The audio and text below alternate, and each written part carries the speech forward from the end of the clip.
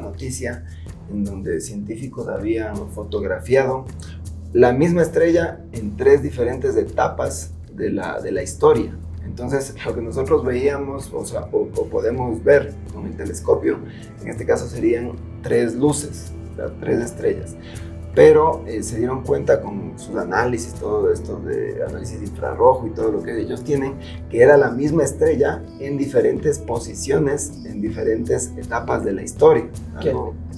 Quien dice que estas estructuras ultra densas se habrían creado en el Big Bang, el propio Big Bang, ¿no? Serían unas cuerdas que estarían en todo el universo y que al entrecruzarse estas cuerdas se podría crear así mismo un bucle temporal.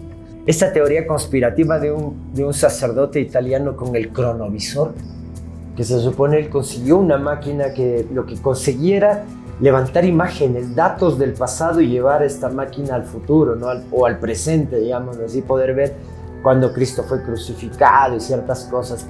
De hecho, también a través de la ingesta de las drogas, ¿no? Es decir, drogas alucinógenas que hacen que el tiempo se ralentice, y sabemos las prácticas chamánicas, ¿no? Justamente contando eso, el poder de dominar tiempo y espacio.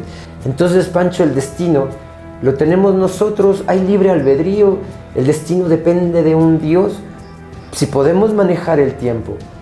Es más una pregunta que una respuesta, ¿no? O sea, tenemos libre albedrío sobre nuestras vidas,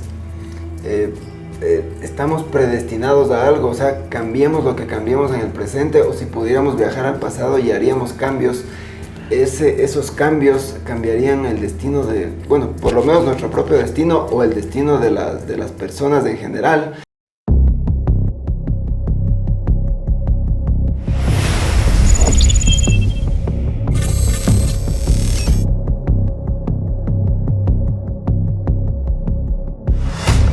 Bienvenidos, queridos amigos, a este nuevo episodio de Futura Podcast, su programa preferido. En esta ocasión vamos a hablar de un tema igual, como siempre, polémico, como siempre. Intentaremos llegar a esas temáticas que a ustedes les llama la atención. Los viajes en el tiempo, así se titula nuestro programa del día de hoy. Y si pudiéramos volver atrás, corregir errores, revivir momentos, cambiar la historia, o tal vez avanzar y ver qué será de los humanos dentro de 1000 años. El viaje en el tiempo ha fascinado a la humanidad desde siempre, Pancho. Lo imaginamos en novelas, lo soñamos en películas y lo discutimos en laboratorios, pero ¿qué tan lejos puede ser esta fantasía? Hoy, justamente en Futura, junto a Pancho, vamos a explorar la posibilidad del viaje en el tiempo desde 3 ángulos: la física, la filosofía y el deseo humano de escapar del presente. Bienvenido, Pancho, a este nuevo programa de Futura. ¿Qué tal, Santi? ¿Qué tal, amigos? Un gusto estar con ustedes un día más, un programa más aquí. Y como Santi lo ha mencionado, este tema de viajes en el tiempo es un tema que nos ha fascinado desde siempre, creo yo. Claro, evidentemente, yo creo que en los 2 últimos siglos es donde se ha popularizado más esta idea de poder regresar de pronto al pasado para corregir errores o viajar al futuro para de pronto tener alguna clase de información privilegiada para utilizarla en el presente, ¿no? Porque esa sería de pronto la función del viaje en el tiempo. Y bueno, tenemos un montón de películas que nos han brindado un montón de narrativas acerca de este tema, ¿no? Pero empecemos desde el principio, Santi. Vamos atrás en el tiempo y vámonos a la antigua India, con este libro tan conocido que es el Mahabharata, en donde, bueno, ya nació la idea de este viaje en el tiempo, cuando, bueno, un hombre dice que ascendía a los cielos y al regresar descubría que han pasado siglos en la tierra. Entonces, después de volver del cielo, regresa a la tierra y han pasado años, décadas, y en este caso me dice que han pasado siglos, ¿no? En la Edad Media ya se hablaba de sueños que duraban minutos, pero que en la realidad transcurrían años, transcurrían décadas. Hay varios cuentos de la Edad Media que, bueno, se popularizaron en ese entonces. No hablaremos hoy día de ellos, sino nos vamos un poquito más acá, ya a lo más palpable, ¿no?, que tenemos aquí. Por ejemplo, ya en 1895, H.G. Wells publicó su libro La máquina del tiempo. Entonces, en este libro ya podemos darnos cuenta cómo ya en la cultura popular se instala esta idea de viajes en el tiempo, ¿no? Claro, en este caso, como vivíamos un proceso de industrialización, el viaje en el tiempo se daría a través de una máquina que, bueno, inclusive hasta nuestros días siempre damos cuenta de máquinas, ¿no? Para viajar en el tiempo. Hay varias teorías que, bueno, ya hablaremos en el transcurso del programa, pero hablando de la máquina del tiempo de H.G. Wells, sería básicamente esto, ¿no? Bueno, ya yéndonos ya a la ciencia como tal, Albert Einstein fue quien transformó ya la idea de viajes en el tiempo, ¿no? Con toda su teoría de la relatividad. Entonces, bueno, seguimos en este recorrido a través de la historia, desde el Mahabharata, pasando por H.G. Wells, y ya llegamos ahora a la ciencia, ¿no? Claro, ahora, bueno, un poco hacer aquí un par de detalles, Pancho. Justamente el Mahabharata habla de estos quiebres temporales, ¿no? Como tú dices, la máquina ya aparece en la era industrial a finales del siglo XIX. Pero es muy decidor decir que también en esta redundancia que en los primeros mitos andinos, de hecho hay un texto recogido en quechua por un sacerdote en Chachapoyas, en el Perú, y que es luego traducido por José María Arguedas a inicios del siglo XX, donde también se habla de dioses y se habla también de una transtemporalidad. Es decir, hay un momento en que el hijo ve nacer al padre.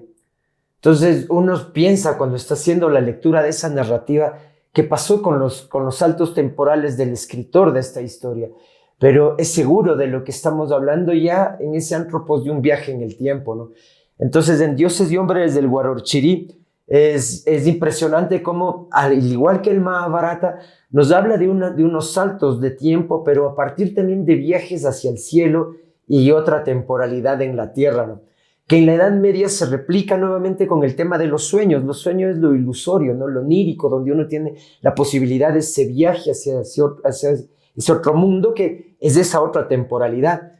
Pero indiscutible que es como de poner la piel de gallina, que el momento que el humano empieza a trabajar la tecnología, de repente imaginamos ya esa posibilidad de romper la temporalidad y de saltar en el tiempo, ¿no? Viajar al pasado, viajar al futuro. Ahora, obviamente, Albert Einstein con el tema de la relatividad y del espacio-tiempo, cómo se doblaba a través de las explicaciones que él daba, sobre todo en el tema de un eclipse, que recuerdo hay una historia muy famosa que él pudo verlo solo en Rusia y él no tenía permiso para ingresar, entonces envió a unos emisarios que lograron justamente divisar en un eclipse cómo giraba la luz, ¿no? Entonces, a partir de ese giro, de esa elasticidad de la luz, dio cuenta de un tiempo-espacio flexibles. Eso simplemente para acotar, Panchito, pero seguro, tú decías, al final todo arranca con estas teorías nuevas y contemporáneas, ¿no? Claro, indudablemente yo creo que todas las civilizaciones antiguas, ya tenían, ¿no? esta idea de viaje en el tiempo. Pero acuérdate, Santi, que siempre, bueno, al menos en la religión católica, todo se veía como milagros, ¿no?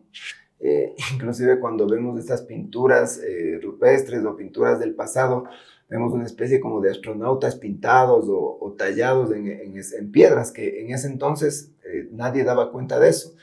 La gente no tenía una idea o una percepción de lo que era el espacio-tiempo, sino que eso ya lo venimos, transformando o tomando conciencia, yo creo que ya en los últimos siglos. Y como tú mismo lo dices, Santi, para no desviarnos del tema, vamos ahora a centrarnos en las teorías de Albert Einstein, que ya desde 1915 nos propuso la teoría de la relatividad y cómo este tiempo-espacio se podría curvar, ¿no?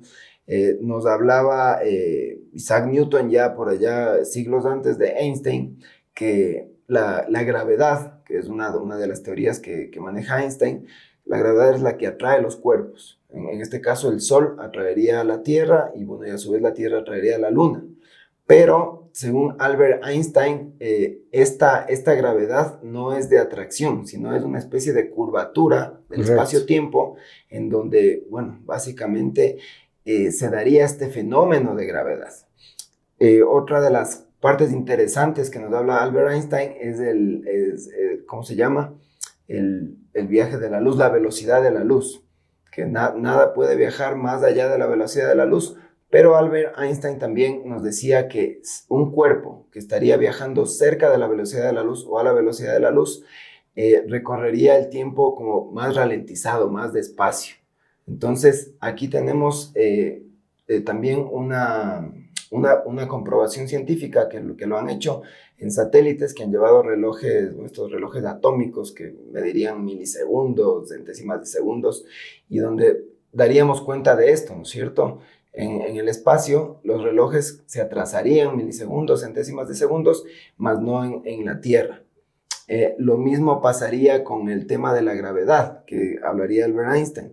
En la Tierra tenemos diferentes puntos con más y menos gravedad. Por ejemplo, en las montañas la gravedad sería menor, por lo que también llevaron relojes atómicos allá y vemos que también se ralentizaría el tiempo. Correcto. Esto lo han medido con GPS y con cuestiones ya más tecnológicas, y estos GPS irían corrigiendo estos milisegundos, estos microsegundos, cada vez que se retrasarían. Entonces, esto es ya científicamente comprobado. Entonces, vemos que el espacio-tiempo sí se curvaría, o sea, por lo menos daríamos cuenta de eso, ¿no? Claro, Einstein hablaba de 3 dimensiones, ¿no? Lo largo, lo ancho y lo alto. Pero él también ya anticipó la 4ª gran dimensión, que sería el tiempo. Este tiempo que estaría de alguna manera no separado del espacio, ¿no? Sino junto a él, formando una sola entidad, que era justamente esta entidad tiempo-espacio, ¿no? Porque él no concibe la idea de la existencia per se si nosotros no estuviésemos habitando un espacio y viviendo un tiempo determinado, ¿no? Que son las dos realmente, digamos, consecuencias básicas para poder estar existiendo, ¿no es cierto? Un espacio y un tiempo en el que pueda desarrollar mi existencia, ¿no es cierto? Exactamente. Bueno, y hay, bueno, religiones, bueno, y yo creo que en el judaísmo, justamente estaba leyendo algo de este libro de la Cábala, donde este libro nos da cuenta de 7 dimensiones, que bueno, que son dimensiones que nos habla ese libro, y que esas dimensiones no las podríamos percibir en el mundo físico, más en el mundo espiritual sería, o sea, con el alma, junto con el aura, con todo lo que tenemos acá adentro.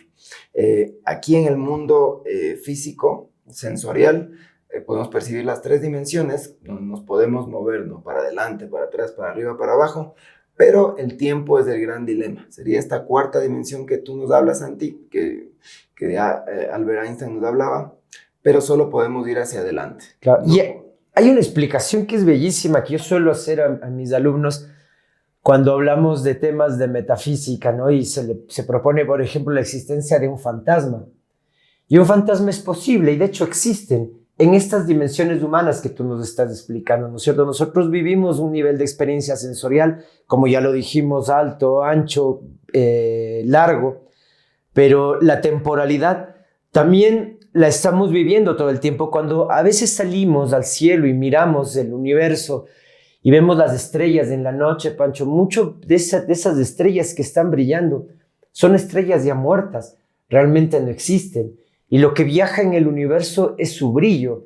Entonces, lo que nosotros vemos es simplemente el recuerdo de una estrella, el fantasma de una estrella, ¿no? Entonces, ahí se da cuenta que el tiempo no necesariamente era esta linealidad que el humano lo encontró en la razón, sino más bien podía ser algo voluble que podía manipularse.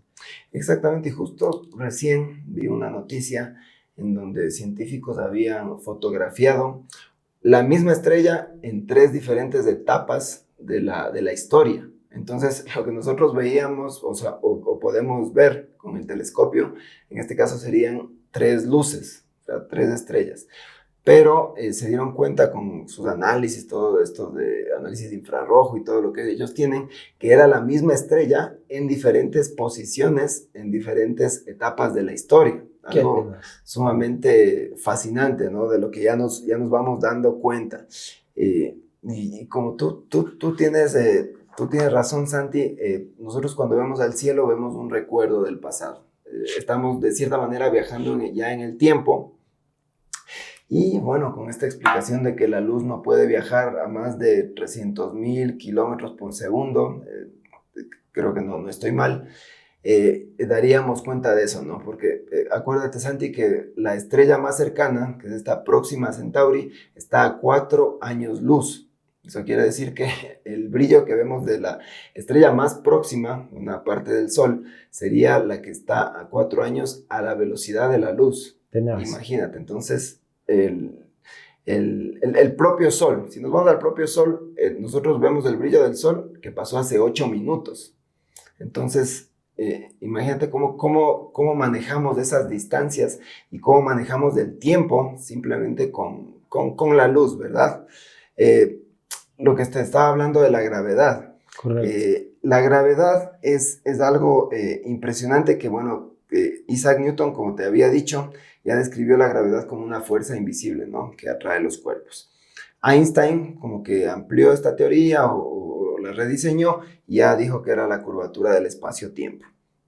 Todo esto nos ha llevado al estudio de los agujeros negros, con Stephen Hawking y todo este tema de los agujeros negros, que dice que si nosotros nos aproximamos a un agujero negro lo suficientemente, bueno, estaríamos en esa línea de sucesos, el tiempo prácticamente se ralentizaría, se detendría el tiempo. Y bueno, algo de eso podemos ver en esta película Interestelar, ¿no? Que es una de estas de la cultura popular que muchos de ustedes habrán visto y nosotros recurrentemente les estamos recomendando a nuestro público que la vean, donde el protagonista, no recuerdo el nombre del personaje, pero es Matthew McConaughey, cuando visita un planeta con una gravedad súper densa, súper fuerte, creo que pasan 30 minutos o una hora, cuando él regresa o sale del planeta de esa atmósfera, da cuenta que han pasado 30 años en la vida real. Y inclusive su hija es mayor que él. Claro. Y todo este desfase es como que nos fascina, ¿no? Entonces decimos, ¿cómo puede ser posible? Y cómo puede ser posible que esto pueda ocurrir en la realidad, ¿no? Pero según la ciencia esto podría ocurrir. Así es. Sí, y justamente, bueno, para ir cerrando el tema de Einstein, porque Einstein es larguísimo, ¿no? Einstein podría darnos cuenta infinita, sobre todo con este tejido del tiempo y el espacio que algún momento comentó como la gran idea del cosmos.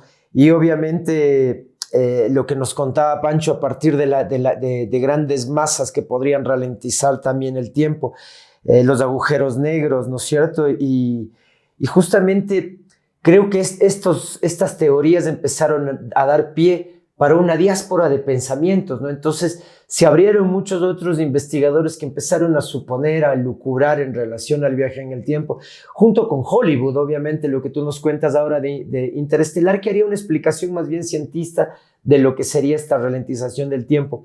Pero también en Volver al Futuro, por ejemplo, una de las películas icónicas, ¿no? De los 80, estamos ya viendo cómo con las máquinas se intenta romper estas barreras temporales. Y ahora entonces surgen muchas teorías con las que explicamos esas rupturas temporales. ¿Te parece si vamos a ver posibles teorías de la ruptura tiempo-espacio? Me gustaría empezar con el anillo galáctico de láseres, que en el 2003 el físico Ron Maliet propuso usar un gigantesco anillo de luz láser para deformar el espacio-tiempo de acuerdo a las teorías de Einstein, ¿no? Y crear un bucle temporal. En teoría podía enviar partículas o incluso mensajes al pasado. Ahora, este anillo, para que funcione, debería tener proporciones galácticas, es decir, no podía ser trabajado dentro de un laboratorio, ¿no? Entonces, necesitaba él dimensiones ya demasiado extremas, lo que no permitieron justamente que este primer gran teoría, este anillo galáctico de láseres, pueda realmente completar un ejercicio de viaje en el tiempo, ¿no? Sí, claro, lastimosamente todas estas teorías son teorías, se basan en un papel y claro, y ellos calculan y dan cuenta de que necesitan cantidades infinitas, inconmensurables de energía, entonces no se podría replicar en la vida real, ¿no? Algo parecido pasa con la teoría de las cuerdas cósmicas, esta ya propuesta por el señor Richard Gotth, de la Universidad de Princeton, quien dice que estas estructuras ultradensas se habrían creado en el Big Bang, el propio Big Bang, ¿no? Serían unas cuerdas que estarían en todo el universo y que al entrecruzarse estas cuerdas se podría crear asimismo un bucle temporal.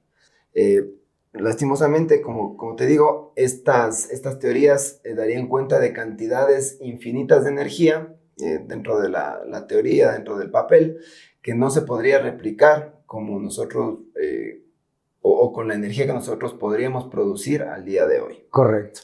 Hay otra teoría que es el motor de curvatura o motor warp, que la veíamos en Star Trek, ¿no?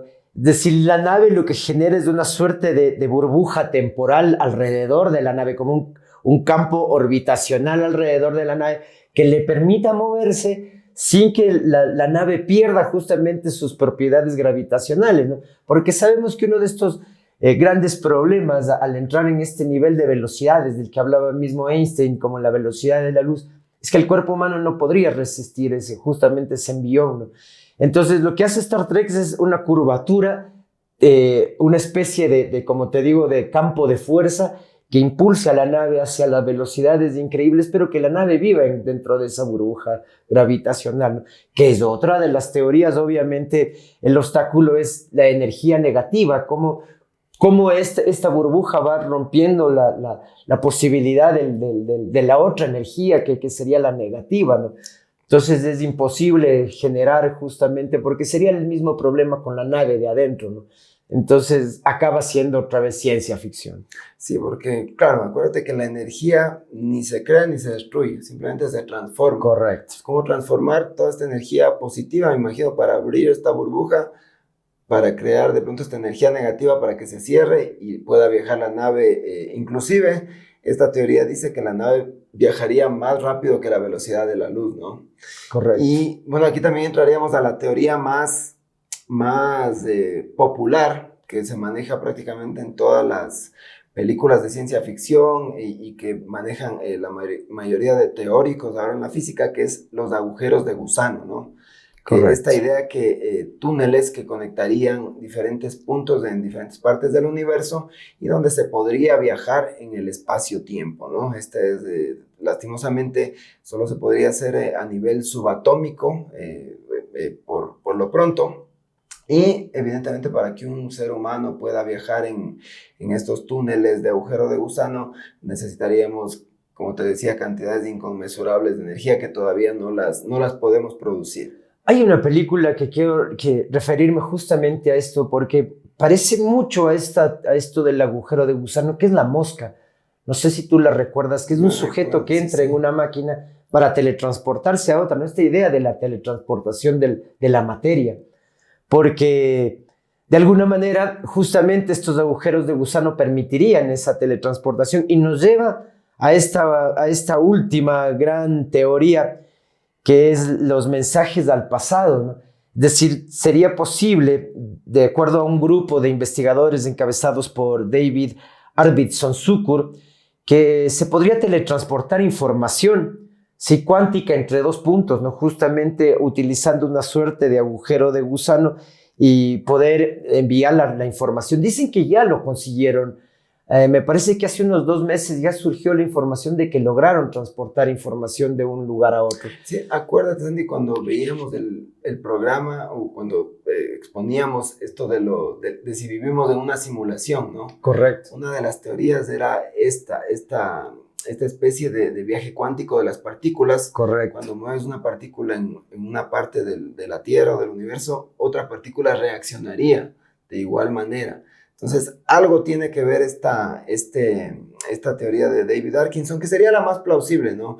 Mandar por lo menos mensajes al pasado codificados para que de pronto así podamos tener una cuenta de que se podría viajar al pasado, o por lo menos saber que los seres humanos podríamos viajar de pronto al pasado, al futuro y viceversa sería, porque ¿qué chiste tiene tú viajar al pasado? Es como que dejarías de existir aquí si no pudieras regresar, ¿no? Correcto. Bueno, algún momento surgió, no sé si recuerdas, Pancho, esta teoría conspirativa de un sacerdote italiano con el cronovisor, que se supone él consiguió una máquina que lo que consiguiera levantar imágenes, datos del pasado y llevar esta máquina al futuro, ¿no? O al presente, digamos, así poder ver cuando Cristo fue crucificado y ciertas cosas que se supone había llegado el cronovisor. Lastimosamente, perdón, yo creo que esta idea del cronovisor no tomó tanta relevancia porque me parece que estaba sesgado dentro del Vaticano y solo con la vida de Jesús. Era como Así es. Una especie de historia que, bueno, tal vez inventada, tal vez fue cierta, no lo sabremos, al menos todavía por el momento, pero estaba sesgada a este evento, ¿no? de la vida de Jesús y si el cronovisor estaba dentro del Vaticano y con todo este secretismo Correcto. Claro, que no podemos tener cuenta tampoco de ello. Y eso nos da pie, queridos amigos, a pensar en todo caso, ¿qué es el tiempo? ¿Qué es el espacio? Y sin duda, como seres humanos podríamos distinguir que es una percepción humana, ¿no? Es una construcción cerebral. El tiempo y el espacio es la forma en que nosotros percibimos la realidad.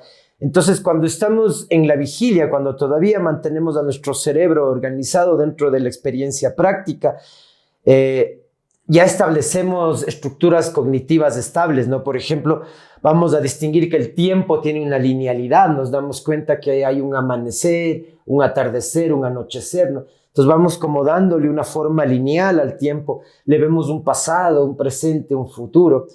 El igual al espacio lo intentamos generar coordenadas, intentamos localizarnos, ¿no? ¿Dónde estoy?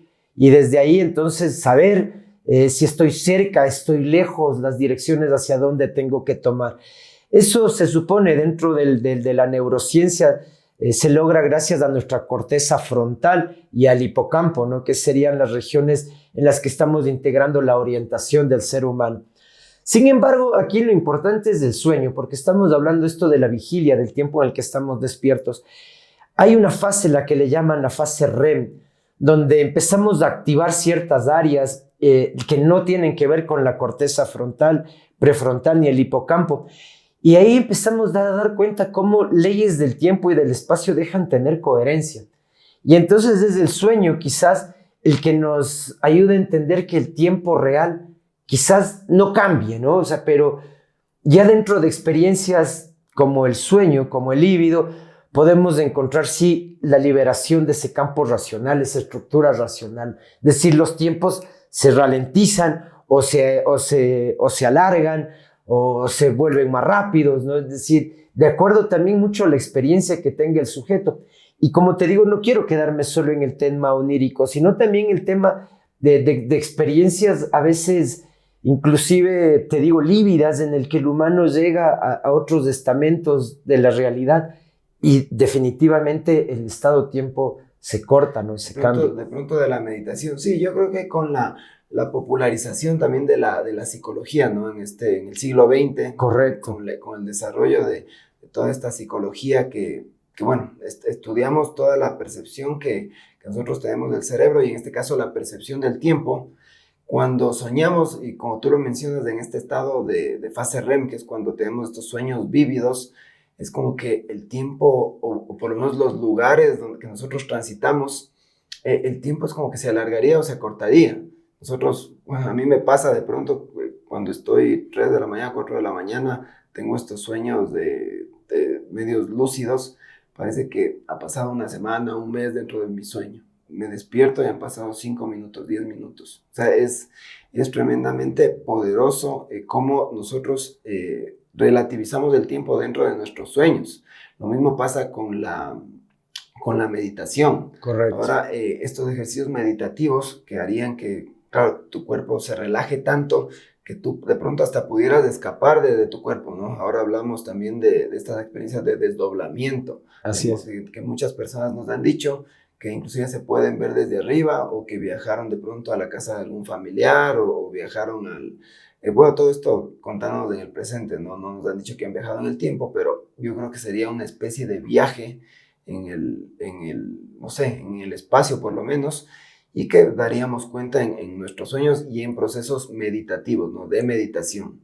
Bueno, yo te cuento, Santi, justo ahorita hablando de esto, me acuerdo de una vez que cuando yo estaba en la universidad yo tenía un profesor que formaba parte de un grupo que se dedicaban al contacto extraterrestre. Entonces, en una ocasión, a mí y a unos amigos nos invitó a una de estas sesiones. En estas sesiones hablaban mucha teoría de la NASA, de Einstein, con sus libros, todo respaldado, ¿no? Entonces, era fascinante. Pero al momento de hacer este contacto extraterrestre, entre comillas, porque yo la verdad no logré entrar en este proceso meditativo, todos empezaron a hacer, ¿cómo se llama? Estos mantras y estos ejercicios para poder viajar en el tiempo y poder tener contacto extraterrestre, no sé si ese momento o para prepararse.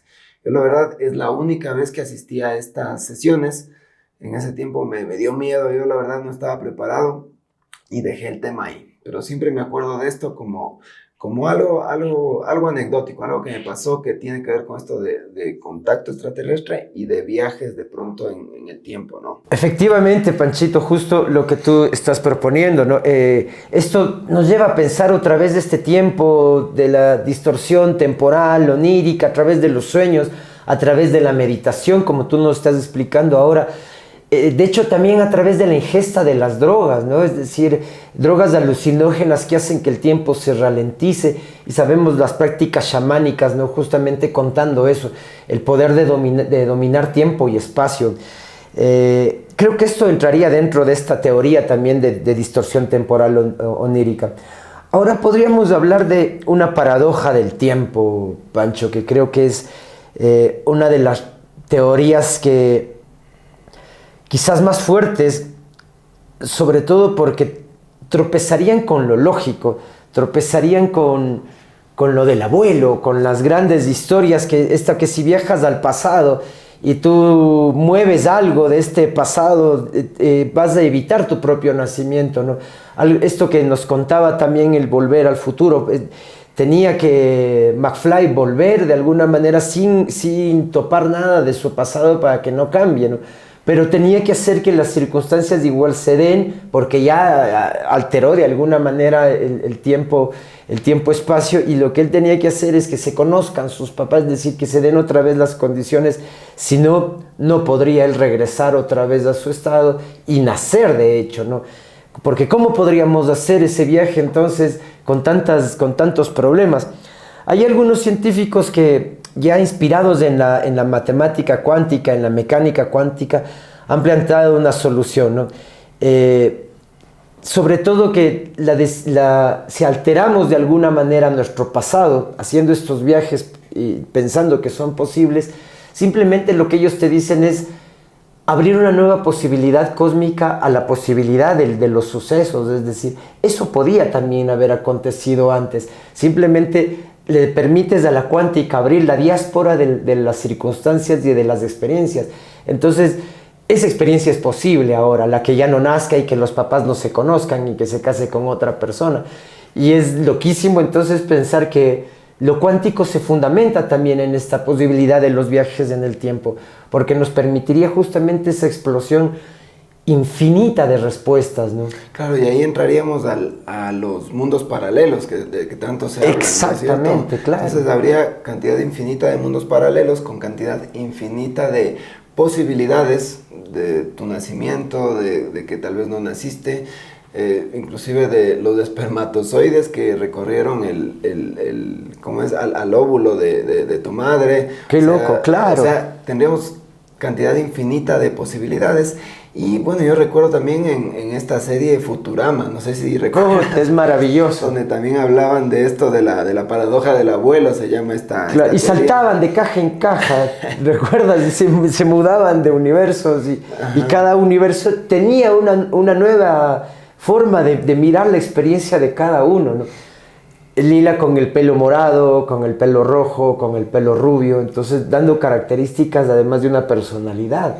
Claro, no es que no nacía, por ejemplo, en este caso yo me acuerdo que era este personaje llamado Fry, el que viajaba al pasado, de pronto creo que mató a su abuelo y lo lógico era que él no naciera, pero él seguía vivo, él regresó al presente y nació. Entonces ahí explicaban toda esta situación de los universos paralelos Y bueno, que las tenemos en la cultura popular y en las películas, ¿no? Que siempre nos han fascinado y nos han hecho pensar desde que éramos niños. Como tú ya mencionabas, Volver al Futuro con esta posibilidad de... Bueno, yo no sé si... Esa parte no recuerdo. No sé si es por accidente que viajaron al pasado probando primero el DeLorean y el doctor, este científico, le dijo a Martin que no debía de cruzarse con sus papás para no cambiar el futuro y todo esto. Y bueno, tenemos la segunda parte donde ya viajaron al futuro para enmendar el pasado. Ahí tenemos un montón de situaciones que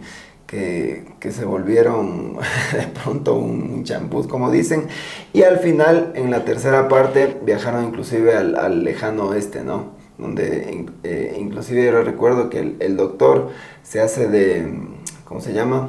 Se hace de una novia de ese pasado y logran inclusive crear otra máquina del tiempo que era ya esta locomotora.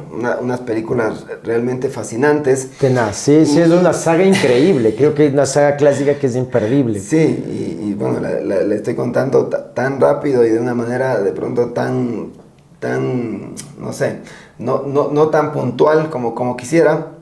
Pero vamos a esta otra película también, Terminator, Santi.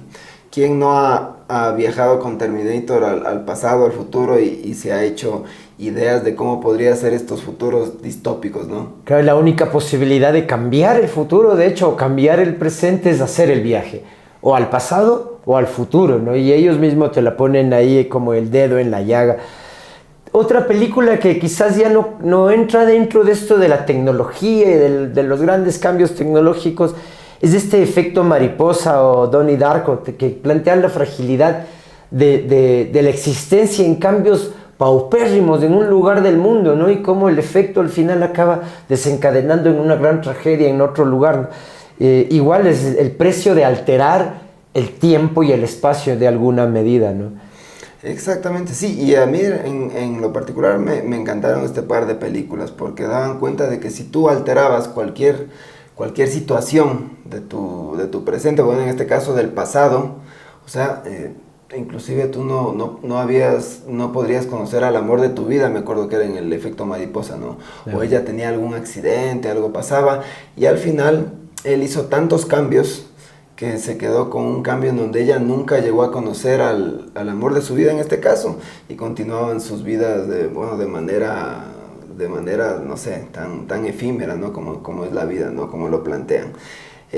Yéndonos un poquito más acá, yo creo que ya en el año 2010, por esta década, hay estas películas como Looper o Predestination, donde, bueno, entraríamos en un tema más oscuro, ¿no? Donde tú viajarías al pasado de pronto a conocer o a eliminar a esta persona que sería tu enemigo, o inclusive a eliminarte a ti mismo, o a procurar tu nacimiento, como el caso de Predestination. Claro, porque la idea es esa, el problema soy yo, ¿no? O sea, yo tengo que ir a aniquilarme como humanidad mismo. Y es una especie de loop, que bueno, uno no sabe, o sea, uno empieza a ver la trama de la película, ¿no? Te estoy hablando de Predestination en este caso. Plantean el primer personaje, el segundo personaje. De pronto no sabes cómo estos personajes encajan, porque también nos mandan a escenas al pasado y vemos que todo llega a ser un loop. Todo lo que empezó en la película se descifra al final de la película, cuando en el final de la película dan cuenta de este niño. Hay un niño, no les voy a hacer este spoiler, pero este niño resulta ser como la clave de toda la película. Les recomiendo que vean Predestination. Y bueno, vamos cerrando este tiempo de cine y de cultura popular, Pancho, con esta comedia del Día de la Marmota, que más que comedia es una de estas películas tragicómicas, porque el personaje tiene un deseo de entrada, ¿no? Dentro de su cotidianidad y su monotonía, pero prefería justamente vivir dentro de esa comodidad de lo monótono, y en algún momento su sueño se le cumple y todos los días son el Día de la Marmota y el Día de la Marmota, y él se da cuenta que cayó en un bucle temporal donde no va a poder salir. Pero es increíble también el mensaje que nos deja, porque da cuenta de que el presente es lo único que nosotros tenemos por existencia, ¿no? Entonces, el vivir el presente, vivir el día a día, el minuto a minuto, de alguna manera es como también anticiparnos a un futuro y vivir un pasado. acá, bueno, y que dejaré más bien abierto esta para contar al final, esta visión que tenían, por ejemplo, los indígenas de Sudamérica sobre el pasado, el presente y el futuro, que son radicales un poco para ir entendiendo cómo se va a cerrar este tema de los viajes en el tiempo. Ahora, hay consecuencias filosóficas, existenciales, Pancho, en esto, ¿no? Más allá de los experimentos, más allá del cine, el viaje en el tiempo nos está presentando siempre dilemas existenciales complicados y difíciles de pensar. Por ejemplo, el destino y el libre albedrío. Si el futuro ya existe, ¿podemos cambiarlo o solo vamos cumpliendo este tiempo? Nuevamente llega esta pregunta de si somos libres, somos la creación de alguien que domina nuestra vida, ¿no? Igual cuando hablábamos de si vivimos en una simulación, no hablábamos de Descartes hablando del demiurgo, este gran demonio que quizás nos está metiendo ideas, Platón con el mito de la caverna y estas personas que nos están también guiando hacia una especie de vida con experiencias. Entonces, Pancho, el destino lo tenemos nosotros, hay libre albedrío, el destino depende de un Dios, si podemos manejar el tiempo. Yo creo que al momento de hoy es más una pregunta que una respuesta, ¿no? O sea, tenemos libre albedrío sobre nuestras vidas, estamos predestinados a algo, o sea, cambiemos lo que cambiemos en el presente, o si pudiéramos viajar al pasado y haríamos cambios, esos cambios cambiarían el destino de, bueno, por lo menos nuestro propio destino o el destino de las personas en general. Hablábamos en el programa de si somos una simulación, ¿no? De que, bueno, si somos una simulación, ya nada de esto tendría sentido, porque todo ya estaría destinado a una meta de la simulación, ¿no? De cómo estaría programada esta simulación y con qué fin, claro. ¿Cierto? ¿Qué identidad podríamos tener si es que puedo entrar en el bucle y cambiar mi identidad? ¿No es cierto? Cambiar mi vida. De hecho, además hay una ética aquí con el control. ¿Quién decide qué es lo que se podría cambiar en el caso de que se pueda viajar en el espacio, en el tiempo-espacio? ¿Quién es el que decide los cambios? ¿Qué es lo que deberíamos trabajar mejor? ¿No es otra vez una ética de control, no? Y es bueno, y es lo que nos ha dado cierta paz mental, el saber que, bueno, a través del tiempo, ¿no es cierto?, con todas las religiones que existen en el mundo, el saber que de pronto hay un Dios, o hay un arquitecto, alguien más allá, que ya tendría este control sobre toda la humanidad, sobre todos nosotros.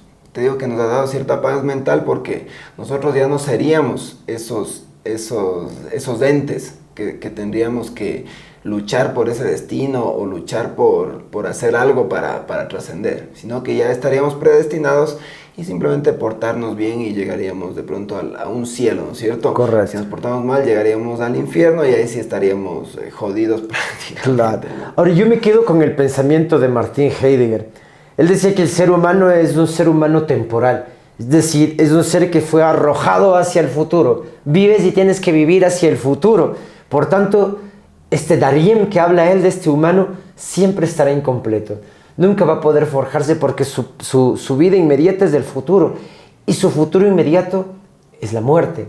Entonces Heidegger decía ahí como igual, otra vez un bucle quizás, pero aquí sin salida de la experiencia de vida humana, ¿no? Entonces soñamos con dominar el tiempo, pero no soportamos su paso, ¿no? Por eso justamente creo que soñamos en dominar el tiempo, en hacerle al tiempo, porque no queremos aceptar a la vida como es, que es esta vida con una fuerza de una naturaleza que es irreversible e irrefrenable, ¿no? El tiempo pasa y nosotros estamos imbullidos en eso y el tiempo también va dando cuenta en nosotros, ¿no? En nuestra vida. Yo creo que, claro, nada de esto tiene cierta certeza. Yo también, bueno, aquí cito las palabras de un filósofo que dice que la única certeza es el cambio, ¿no? La única certeza es que las cosas van a cambiar. Ya sea que cambiemos nuestro pasado, cambiemos nuestro presente, o vayamos al futuro y lo podamos cambiar, aunque bueno, ya no tendría sentido cambiarlo, sino más que todo conseguir información del futuro para venir al presente y poder cambiar las cosas. Esa es la única certeza, Santi, el cambio. No tenemos certeza de nada más, porque de pronto la tecnología, de pronto nuestra conciencia no ha llegado a ese punto de evolución para poder tener ese tipo de certezas, ¿no? No podemos entrar a otras dimensiones más que la tercera dimensión, y recién estamos explorando esta supuesta cuarta dimensión que sería el espacio-tiempo. Y el hinduismo lo decía tal claro como tú lo explicas ahora, Pancho, lo permanente será cambiar. Vamos, a pensar tal vez ahora para ir cerrando en este programa interesante sobre los viajes en el tiempo, sobre las alternativas simbólicas, Pancho. Es decir, hay formas de viajar en el tiempo que ya conocemos. ¿Podríamos ir desglosando algunas de ellas?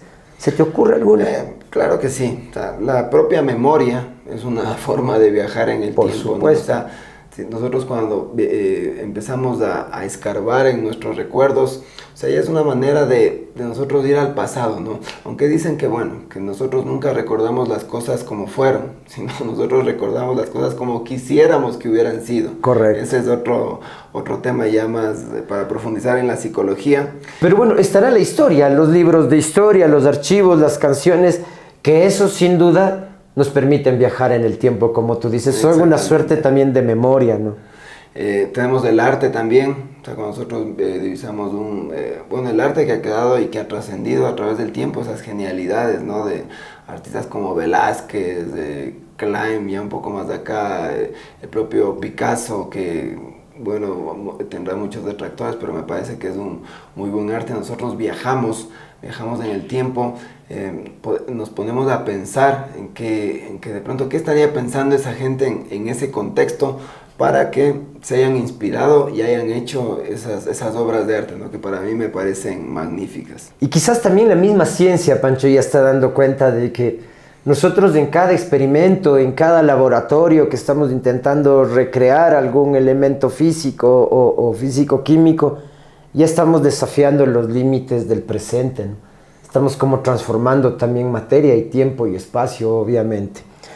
Para cerrar, Panchito, este maravilloso programa, diremos que tal vez el viaje en el tiempo no sea una cuestión de tecnología, sino un tema de nuestras conciencias, Pancho. Definitivamente, yo creo que el viaje en el tiempo tiene más que ver con nuestra percepción relativa, volvemos a Albert Einstein, la relatividad, de lo que pasa ahora, ¿no? O sea, para mí el tiempo es eso. Si le estamos pasando genial, si estamos de pronto en este estado de flow que dicen ahora, ¿no? Los psicólogos y toda esta gente, creo de pronto el tiempo puede pasar rápido porque le estamos pasando tan bien que el tiempo se acaba así. Pero de pronto si estamos en una situación dramática, estamos encerrados en una prisión o con alguna enfermedad y el tiempo no pasa, estamos desesperados porque se resuelva la situación, el tiempo puede pasar muy, muy despacio para nosotros. Y bueno, psicológicamente el tiempo estaría ralentizándose, ¿no? O sea, ya yendo más allá a las experiencias psicológicas, ¿no? O sea, para mí, por lo menos, ese es el tiempo que tengo, el tiempo que puedo manejar. Tal vez algún día viajaremos a la velocidad de la luz, tal vez algún día viajaremos a planetas como nos proponía Interestelar, con una gravedad tan fuerte que ralentizaría el tiempo y viviríamos más. Pero por el momento el tiempo es lo que tenemos en la conciencia, ¿no? Yo había dejado una reflexión, ¿recuerdas a mitad del programa que dije que la iba a llamar a colación al final? Y es que las comunidades indígenas en toda Sudamérica sabemos que tenían una percepción del tiempo maravillosa. Al pasado lo miraban al frente, el futuro a las espaldas. Todo lo contrario a lo que ahora conocemos por cultura occidental del tiempo. Al futuro lo vemos al frente como algo posible por venir y al pasado lo vemos algo atrás como que ya quedó. Pero en la cosmovisión indígena es lindísimo porque el presente, bueno, que estamos acá, está dando cuenta de un pasado que viene al frente. ¿Por qué? Porque el pasado puedo verlo, puedo entender lo que pasó antes, entonces es lo único que yo puedo dar constancia de mi nivel de experiencia. Y el futuro es algo que no conozco, entonces por tanto está a mis espaldas, dicen los indígenas, y es algo que tengo que descubrirlo. Es como estas dos formas de mirar al mundo, ¿no? Desde el occidental y ahora esta forma indígena, pero yo creo que la verdadera pregunta no es si podemos viajar en el tiempo, sino ¿sabremos habitar el tiempo en el que vivimos? Porque al final el tiempo creo que no es algo que se conquista, Pancho. Definitivamente no es algo que se conquista, es algo que se vive día a día, se vive minuto a minuto. Así es.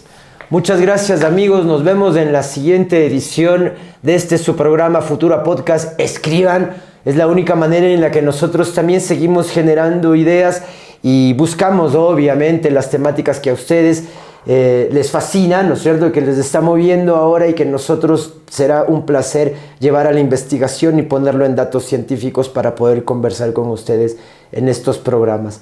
Panchito, un gustazo volverte a encontrar y nos vemos en la siguiente emisión. Nos vemos en el próximo programa y no se olviden de suscribirse y darle like si les está gustando nuestro contenido. Hasta la próxima. Gracias, chicos.